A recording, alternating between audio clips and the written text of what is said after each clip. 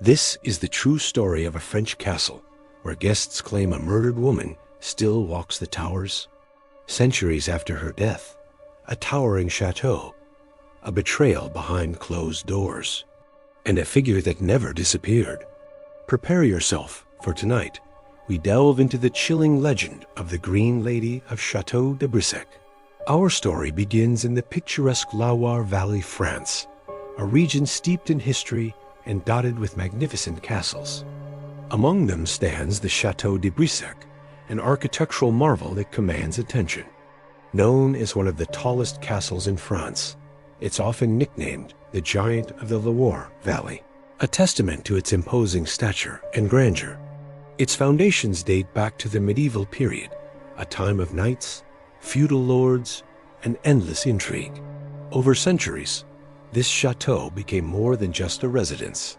It was a bastion of nobility and political power, witnessing countless generations come and go, each leaving their indelible mark upon its ancient stones. The very air within its walls seems to hum with the echoes of the past, a silent observer to the dramas that unfolded within. Fast forward to the 15th century, a period of opulent court life and simmering tensions. When the castle was occupied by aristocratic families, life within these walls was a complex web of alliances, status, and secrecy, where whispers could be more dangerous than swords. It was in this environment, according to legend, that a noblewoman, whose name has been lost to the mists of time, began a hidden affair. A forbidden romance, born of passion and defiance, blossomed in the shadows of the chateau. Her identity, tragically, would become forever tied to the future haunting of the chateau, her fate sealed by a love that dared to defy the rigid conventions of her era. The weight of her secret, and the potential consequences of its discovery, must have hung heavy in the air, a constant suffocating presence. The illicit relationship, as all secrets eventually do, was allegedly discovered by her husband. The revelation ignited a furious storm within the castle. Tension inside the castle escalated, reaching a fever pitch that permeated every stone and corridor. The air grew thick with suspicion and rage. The situation, already volatile, turned violent with terrifying speed. The legend claims, in hushed tones, that both lovers were brutally killed within the chateau's ancient walls, their lives extinguished in a fit of jealous fury. The exact details of their demise remained shrouded in mystery, but the outcome was undeniably tragic, leaving a stain upon the castle's history that time would never fully erase. Following these horrific murders, an unsettling silence descended upon the chateau, quickly followed by strange stories that began circulating among the castle's inhabitants. Servants and residents reportedly avoided certain rooms and corridors, their faces pale with fear, whispering of an unsettling presence that lingered in the wake of the tragedy. Unusual nighttime sounds were described echoing through the towers. Mournful cries, disembodied footsteps, and the rustle of unseen garments. The castle, once a symbol of power and prestige, gained a much darker reputation, becoming a place whispered about with a mixture of dread and morbid fascination. The fear was palpable, a cold hand gripping the hearts of those who lived and worked within its shadow. It wasn't long before reports began to describe a female apparition wandering the castle. Witnesses claimed she wore a distinctive green dress, a vibrant color that stood in stark contrast to the pallor of her spectral form.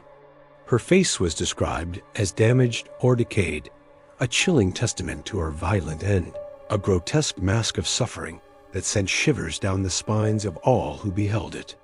This spectral figure, with her mournful presence and terrifying appearance, soon became known by a haunting moniker, the Green Lady. Her legend spread like wildfire, becoming a cautionary tale and a source of endless fascination.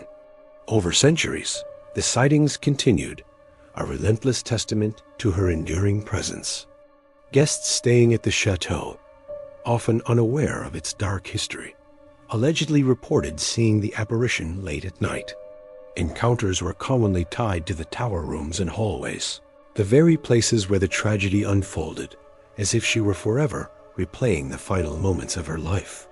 Some witnesses claimed she would appear silently, her form shimmering and translucent, before vanishing as quickly as she arrived, leaving behind only a lingering chill and a profound sense of unease.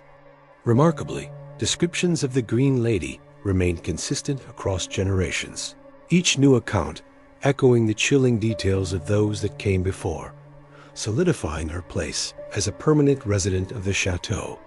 Beyond visual sightings, additional claims of paranormal activity emerged, painting a picture of a deeply disturbed and restless spirit.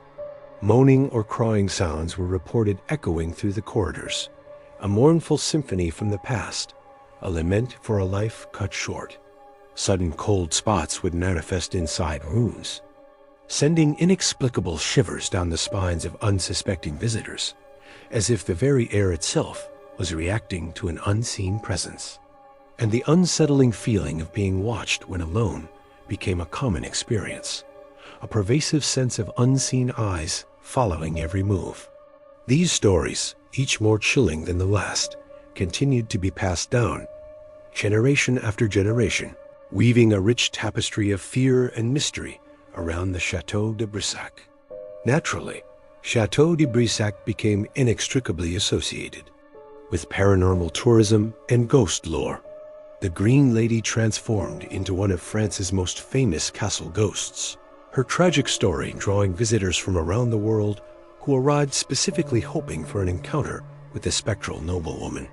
Tour guides would recount her tale with dramatic flair, pointing out the very spots where she was said to appear. The castle, once a private residence, now embraced its ghostly inhabitant, turning a dark chapter of its history into a macabre attraction. The allure of the unknown, the thrill of potentially witnessing a genuine haunting, proved irresistible to many. Of course, there's always a skeptical perspective, a rational mind seeking to explain the unexplainable. Possible explanations for these phenomena include folklore shaped over centuries, tales embellished and exaggerated with each retelling. There's also the psychological influence of the castle's ancient atmosphere and dark history, where the power of suggestion can play tricks on the mind.